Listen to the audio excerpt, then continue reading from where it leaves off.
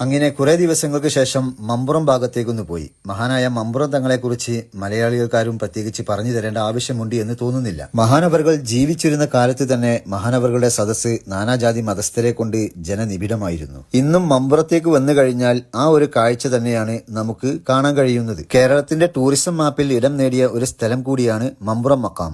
അധിനിവേശ ശക്തികൾക്കെതിരെ പോരാടിയ ഒരു യോദ്ധാവ് കൂടിയാണ് മമ്പുറത്തെ തങ്ങൾ. മമ്പുറം മക്കാമിന്റെ തൊട്ടടുത്തുണ്ടായിരുന്ന പഴയ പള്ളി പൊളിച്ച് ഇന്ന് നവീകരണത്തിന്റെ പാതയിലാണ്. ഇനി പള്ളിക്ക് മുന്നിലൂടെ കാണുന്ന ഈ ഒരു സ്ഥലത്തുകൂടെ മുന്നോട്ട് പോയി കഴിഞ്ഞാൽ നമുക്ക് നേരെ കടലുണ്ടി പുഴയുടെ അടുത്തേക്കെത്താം. ഒരുപാട് ചരിത്ര സംഭവങ്ങൾക്കും പോരാട്ടങ്ങൾക്കുമൊക്കെ വേദിയായിട്ടുള്ള അല്ലെങ്കിൽ സാക്ഷിയായിട്ടുള്ള ഒരു പുഴയാണ് ഈ ഒരു കടലുണ്ടി പുഴ എന്ന് വേണമെങ്കിൽ പറയാം. ആ കാണുന്ന പാലത്തിലൂടെയായിരുന്നു മമ്പുറം ഭാഗത്തേക്ക് ആളുകൾ പ്രധാനമായിട്ടും വന്നിരുന്നത്. പുതിയ പാലം വന്നപ്പോൾ അതിന്റെ പ്രാധാന്യം കുറഞ്ഞുപോയി. പുഴയുടെ ഈ ഭാഗത്തൊക്കെ കുറെ പടിക്കെട്ടുകളുണ്ട് പുഴയിലേക്ക് ഇറങ്ങാൻ. അത് 1921 എന്ന സിനിമയിൽ കാണിച്ചിട്ടുണ്ട് എന്ന് ഒരു റീല് കണ്ടപ്പോൾ മനസ്സിലായി. ഇനി ഈ കാണുന്നതാണ് തിരൂരങ്ങാടി പള്ളി, അതായത് മലപ്പുറം ജില്ലയിലെ ആദ്യത്തെ പള്ളി. ഹിജറ 83 ഈ പള്ളി നിർമ്മിച്ചത് എന്ന് പ്രബലമായിട്ടുള്ള അഭിപ്രായമുണ്ട്. ഈ കാണുന്ന പുതിയ പാലം വഴിയാണ് ഇപ്പോ പ്രധാനമായിട്ടും ആളുകൾ മമ്പുറം ഭാഗത്തേക്ക് വരുന്നത്. ഖിലാഫത്ത് പ്രസ്ഥാനത്തിന് നേതൃത്വം കൊടുത്തിരുന്ന നെല്ലിക്കുത്ത് ആലി മുസ്ലിയാർ ഈ ഒരു പള്ളി കേന്ദ്രീകരിച്ചാണ്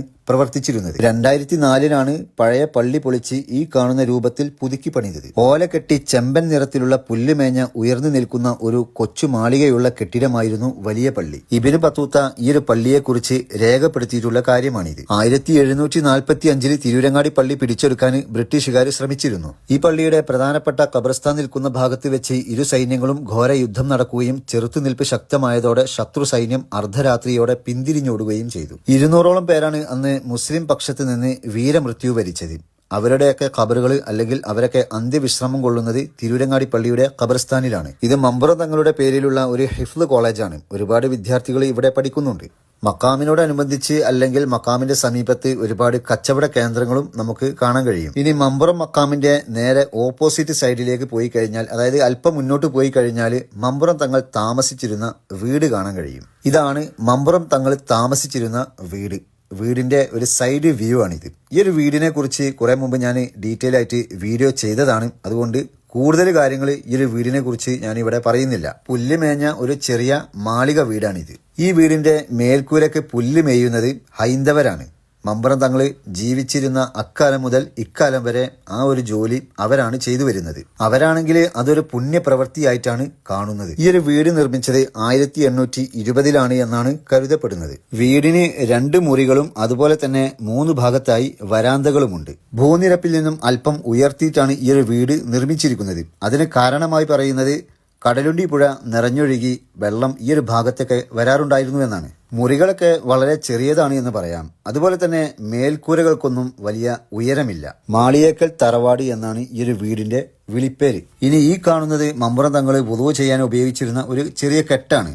അക്കാലത്ത് ചില വീടുകൾ നിർമ്മിക്കുമ്പോൾ ഇങ്ങനെ ഒരു സംഗതി വീടുകളിൽ നിർമ്മിക്കാറുണ്ടത്ര. വീടിന്റെ വരാന്തകളുടെ മേൽക്കൂരക്ക് ഇരുമ്പ് ഗ്രില്ല് കൊണ്ടുള്ള താങ്ങ് കൊടുത്തതായിട്ടും നമുക്ക് കാണാൻ കഴിയും. പഴമകൾ നിലനിർത്തണമെന്ന് മമ്പുറം തങ്ങൾ പറഞ്ഞിരുന്നുവത്രേ.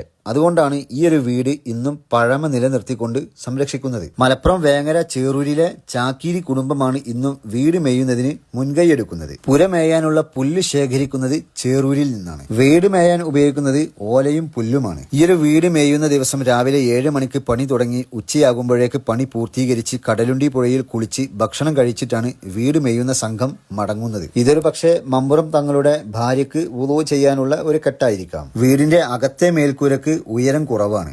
ഒരുപക്ഷെ മമ്പുറം തങ്ങൾ ഉയരം കുറവുള്ള ആളായിരിക്കാം, അല്ലാഹു അലം. ഇവിടെ ചുമര് തട്ടിയതായിട്ടുള്ള അടയാളം കാണുന്നുണ്ട്. ഈ ഒരു വീടിന്റെ അകത്ത് മമ്പുറം തങ്ങളുടെ കാൽപാദം പതിഞ്ഞ ഒരു കല്ലുണ്ടെന്നാണ് പറയുന്നത്. ഞാനത് ശ്രദ്ധിക്കാൻ മറന്നുപോയി. അതുപോലെ തന്നെ മമ്പുറം തങ്ങൾ നിസ്കരിച്ചിരുന്ന സ്ഥലവും വീടിന്റെ അകത്ത് അടയാളപ്പെടുത്തി വെച്ചിട്ടുണ്ട്. ഇനി മമ്പുറം തങ്ങളുടെ മാളിയേക്കൽ എന്ന് വിളിപ്പേരുള്ള ഈ ഒരു വീടിന്റെ നേരെ മുമ്പിൽ ഒരു പള്ളി കാണാൻ പറ്റും. മമ്പുറം തങ്ങൾ നിസ്കരിച്ചിരുന്ന പള്ളിയാണ്. പിൽക്കാലത്ത് പുതുക്കി പണിതതാണ് ഈ ഒരു പള്ളി. ഈ ഒരു പള്ളിയും തറനിരപ്പിൽ നിന്ന് ഏകദേശം ഒരു 1.5 മീറ്ററോളം ഉയർത്തിയിട്ടുണ്ട്. ഒരുപക്ഷെ വെള്ളം കയറുന്ന പ്രശ്നം കൊണ്ടായിരിക്കാം.